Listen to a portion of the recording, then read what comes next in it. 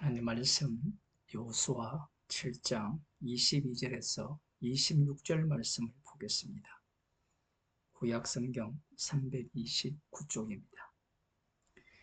이에 여호수아가 사자를 보내매 그의 장막에 달려가 본즉 물건이 그의 장막 안에 감추었는데 은은 그 밑에 있는지라. 그들이 그것을 장막 가운데서 취하여 여호수아와 이스라엘 모든 자손에게로 가져오매 그들이 그것을 여호와 앞에 놓으니라.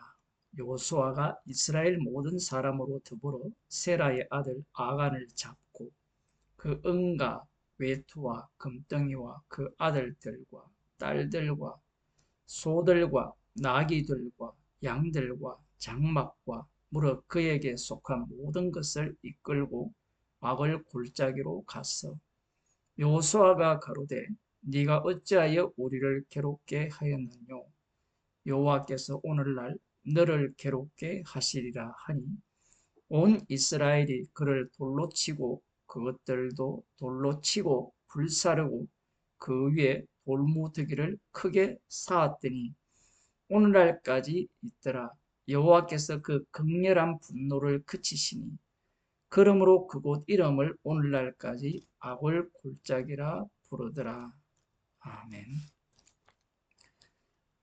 여호수아가 아간이 고백한 그 내용물을 취하게 하여서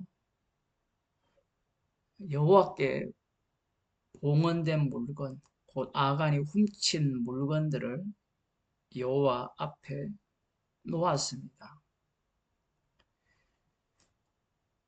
그리고 난 뒤에 이제 여호수아가 명을 내리죠. 여호수아가 이스라엘 모든 사람과 더불어 세라의 아들 아간을 잡고 이렇게 말씀하고 있습니다. 아간만 죽이느냐? 그렇지 않습니다. 그에게 속한 모든 것들을 돌로 쳐 죽이고 죽인 이후에 불사르고 불사른 이후에 돌무더기를 만들게 되죠. 여기에는 아간이 훔친 은과 외투와 금덩이가 포함됩니다. 여기에 우리가 조금 주목을 해야 되는데 우리들 생각에는 아간이 여호와의 것을 훔쳤으니까 훔친 그 물건은 여호와의 곳간에 드리라고 하셨으니까 은과 금과 동철은 여호와의 곳간에 드리라고 명하셨거든요. 나머지는 모두 다 불살르라고 하셨으니까 그 명령에 따라서 아간이 훔쳐간 은과 금덩이는 여호와의 곳간에 드릴 것이라 예상을 하는데 오늘 본문을 보면 아간과 함께 돌에 맞아야 되고 불살라지고 돌무덤 속에 들어가게 된다는 사실입니다. 이것을 통해서 우리가 여호와께서 여호와께 드리라고 한 은과 금과 동철이 어떤 의미인지를 확인할 수 있는 겁니다. 은과 금과 동철은 불살라졌고 불살라진 속에서 하나님께서 취하신 것이라는 거죠. 본래 여호와의 곳간에 드린 은과 금과 동철은 불살라져야 마땅하다라는 겁니다. 이걸 다르게 표현하면 은과 금과 동철이 여호와의 곳간에 있다라는 것은 여호와의 심판이 계속해서 활동 중이라고 볼 수도 있는 겁니다. 그러한 의미를 말씀하시기 위해서 검을 다시 곡간으로 들이는 것이 아니라 불살라버리는 거예요. 이렇게 하심으로 말미암아 여호와의 영광을 드러내시는데, 여기에 이제 앞서 말씀드린 대로 아간에게 속한 자녀들이나 아들들이나 딸들이나 양, 소, 염소, 모든 것들을 함께 돌로 치고 불사르고 돌무더기 속으로 집어넣습니다. 왜 이렇게 하시느냐라는 겁니다. 그것은 어제도 말씀드린 바와 같이 단순히 아간의 문제를 다루고자 하는 것이 아니라 이스라엘 전체의 죄를 말씀하고 계신 거예요. 그래서 하나님께서는 이 아간 집안 전체를 심판을 하시고, 그 심판을 어디에서 행하시느냐? 그곳 이름이 나오죠. 아굴 골짜기, 괴로움의 골짜기라, 이렇게 부르게 됩니다. 여호와의 전쟁이라는 것은 어떤 의미를 담고 있느냐라는 겁니다. 출애굽기 15장을 보면 이스라엘 자손이 애국 군대가 뒤에서 추격해오고 앞쪽에는 홍해바다가 가로놓여 있을 때 이스라엘 자손이 심히 두려워서 여호와께 부르짖고 모세에게 원망을 하죠. 이때 너희들은 가만히 있어라. 가만히 서서 여호와께서 오늘날 너희를 위하여 행하시는 구원을 보라고 말씀을 하십니다. 그래서 이들은 홍해를 마른 땅으로 건넜어요. 건넌 이후에 여호와께서 바닷물을 원래대로 회복시키셔서 홍해 바다 가운데로 쫓아오는 바로의 군대를 멸하셨습니다. 이 장면을 이들이 목격을 했어요. 이 장면을 목격을 하니까 이 출애굽기 15장 1절에서 11절 쭉 이렇게 그 사이에 찬송이 나오는데, 오로지 주의 오른손이 원수를 부수었다. 여호와 하나님께만 영광 돌리는 찬송을 합니다. 왜냐하면 이 홍해 바다에서 바로의 군대를 진멸하신 분은 여호와 하나님 한 분뿐이고요. 이스라엘 자손들은 한 게 없어요. 그러니 당연히 여호와 하나님을 찬양하며 여호와 하나님께만 영광을 돌리게 되는 겁니다. 그런데 지금 이 여리고 전쟁은 여호와 하나님께서 홀로 하신 전쟁입니까? 아니면 이스라엘 자손들을 이 전쟁에 참전시킵니까? 참여시키죠. 참여시키게 되면 이 전쟁을 어떤 전쟁으로 인간들이 인식하느냐라는 겁니다. 아간 같은 경우에는 이 전쟁을 자기 전쟁으로 바꿔치기 하죠.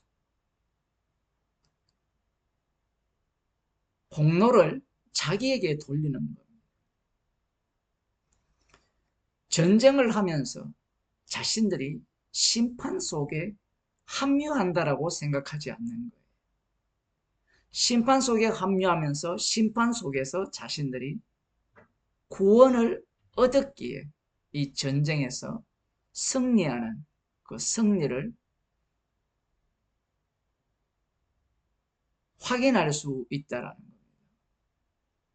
문제는 전쟁에서 승리를 하고 자신들이 거기에 참전을 하기 때문에 이 전쟁을 하면서 자기 부인이 안 돼요.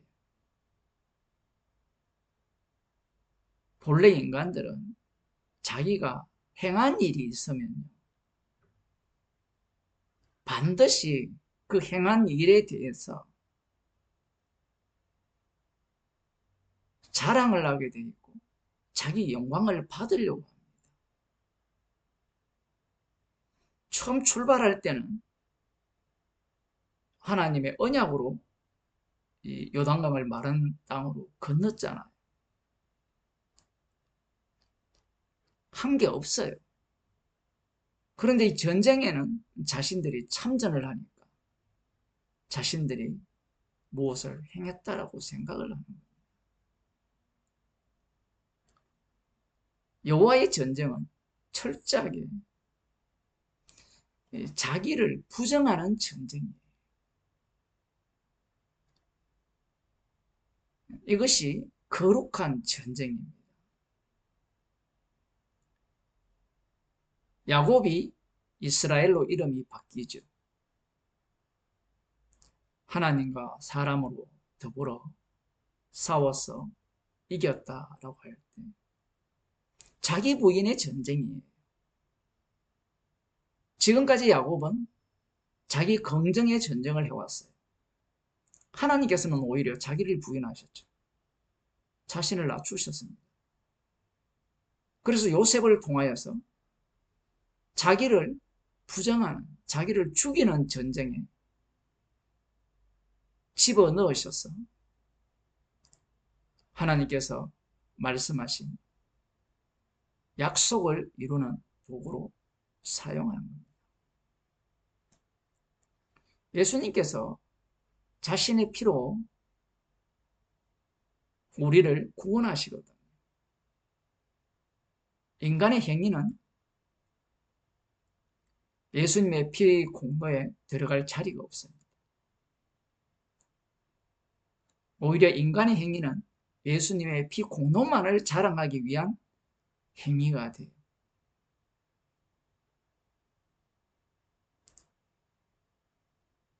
십자가의 피 공로만을 자랑하기 위한 행위.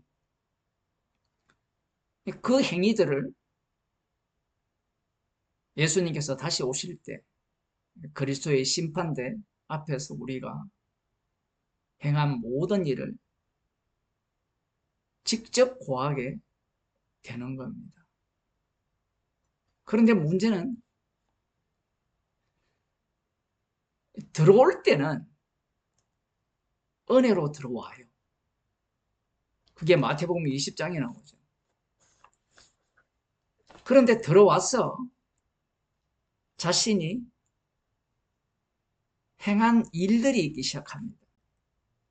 우리도 그렇잖아요. 예수님의 피로 구원을 얻는다라고 할 때는 행한 것이 없고 죄인인데 거저 주시는 은혜로 구원을 주셨습니다. 그런데 그 다음은 어떻게 됩니까? 기도도 하지 않고 헌금도 하지 않고 주일날 예배에도 참석하지 않는 사람들에게는 해당 사항이 없겠지만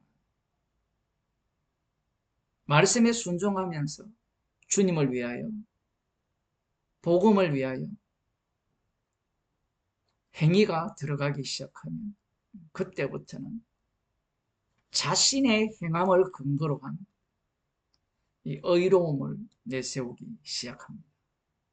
포도원 품꾼 비유가 중요한 이유입니다. 마태복음 20장에 나오는 이 포도원 품꾼들은 모두가 다 시장에서 놀고 있는 사람들이었거든요. 놀고 있는 사람들에게 한 데나리온씩 약속을 한 겁니다.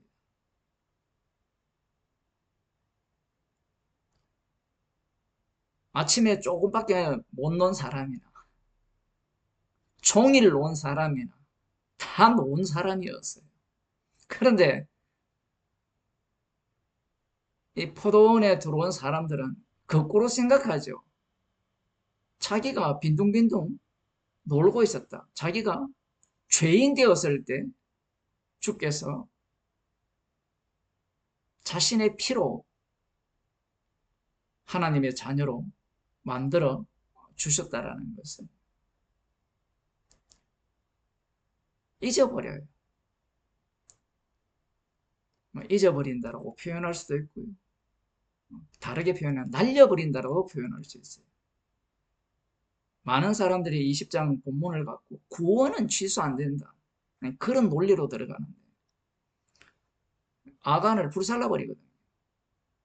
아간을 불사른다는 것은 여리고성이 진멸당한 것과 똑같이 진멸하신 겁니다. 인간들의 문제가 뭐냐면 말씀을 해석하면서 자기 구원을 포기하지 않는다는 거예요. 20장은 교회 안에서 일어나는 일들입니다. 그래서 먼저 된 자가 나중되고 나중된 자가 먼저 되는 그런 사태가 일어날 수밖에 없어요. 그래서 교회 오래 다닌 사람들, 봉사 많이 하는 사람들을 보면 대체로 교만의 끝을 봅니다. 끝장을 봅니다. 물론 주님께서 징계를 하시면 먼저 된 자가 나중되었다가 나중된 자가 다시 먼저가 되는 그러한 은혜 속에 거할 수 있겠지만 많은 사람들이 이 20장에 해당 사항이 되어서 먼저 된 자가 나중되고 나중된 자가 먼저 되는 말씀 태도죠. 말씀은 말씀대로 진행할 뿐입니다. 이 말씀을 거슬릴 인간, 이 말씀과 다르게 이루어질 그런 인간은 없습니다. 인간들 자체가 그래요. 수고하면 수고할수록 거기에 대한 대가를 달라고 하는 거예요. 이런 자들은 성령의 일을 모르는 자들이에요. 이 사도행전 5장에 보면 아주 흥미로운 사건이 나오죠. 아나니아와 삽비라 사건인데 1절부터 보면 아나니아라는 사람이 그 안에 삽비라로 더불어 소유를 팔아 그 값에서 얼마를 감추매 그 아내도 알더라. 사도들이 발 앞에 두니 베드로가 가로되 아나니아야 어찌하여 사단이 네 마음에 가득하여 네가 성령을 속이고 땅값 얼마를 감추었느냐.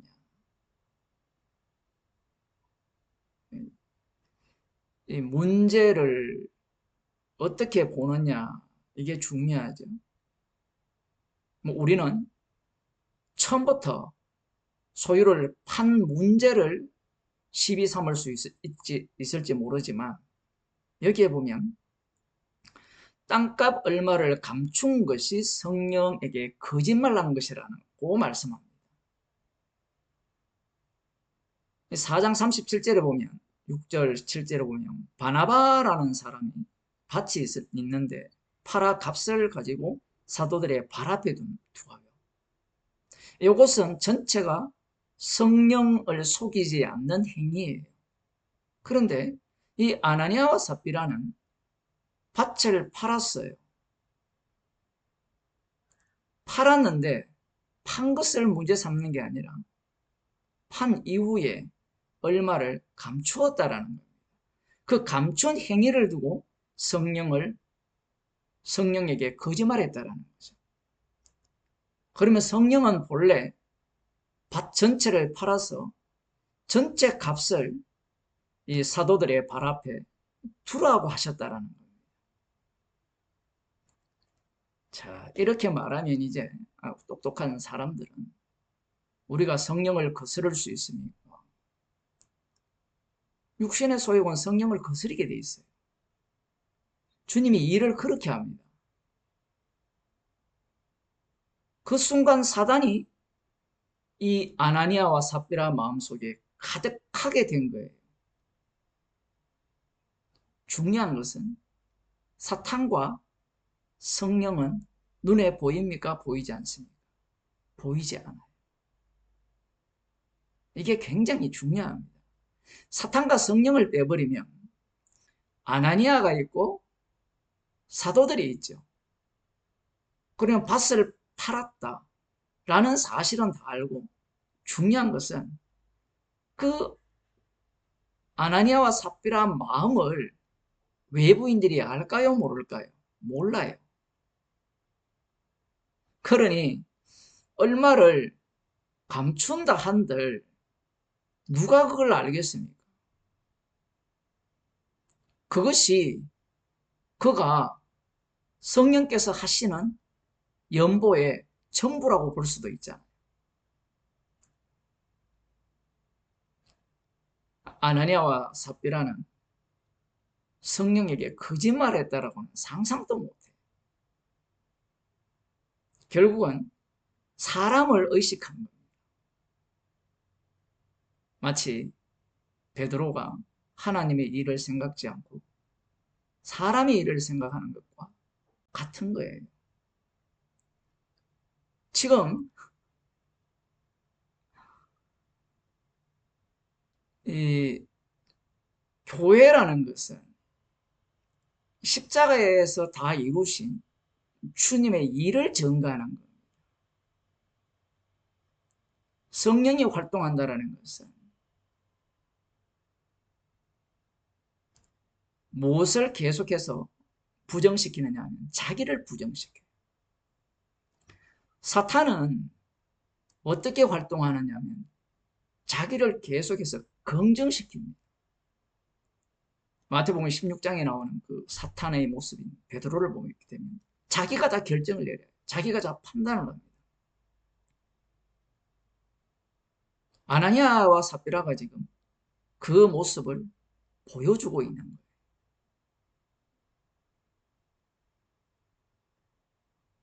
주님의 일을 자기의 일로 바꿔치기 하는 거예요.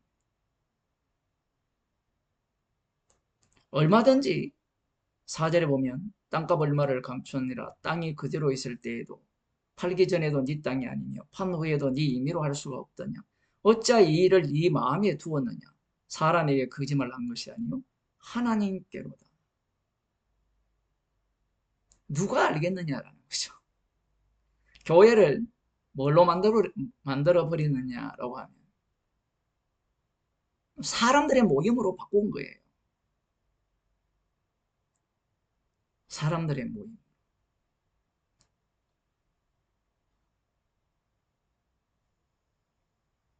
결국 이 아나니아가 죽임을 당하게 되는 겁니다. 이 사건을 보면 꼭 이 아간 사건 같아요. 아나니아와 삽비라는 천국 갔습니까? 지옥 갔습니까? 교회는 이런 자들을 살려주지 않는다는 거예요. 이것이 지금 주님께서 하시는 일이에요. 중요한 것은 아나니아와 삽비라는 헌금을 자기 일로 보는 거예요. 오늘날 교회에서 교인들이 헌금하는 것을 누구 일로 봐요? 기도하는 것을 누구 일로 봐요? 봉사하는 것을 누구의 일로 봅니까?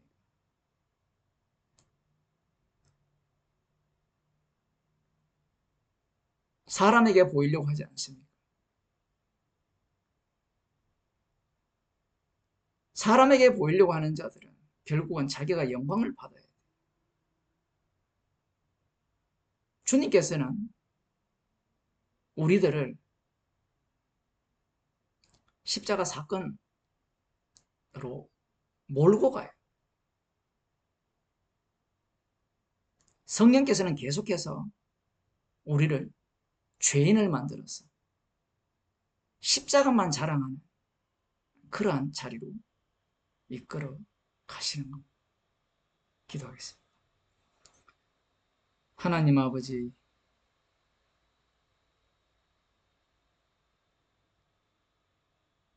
십자가에서 주님이 다 이루셨고 성령을 통하여 친히 일하심을 말씀을 통하여 들려주심을 감사드립니다. 성령에게 거짓말하는 자가 되지 않게 하여 주시고 주님의 십자가만 자랑하는 주의 백성으로 살게 하여 주옵소서. 예수님 이름으로 기도드립니다.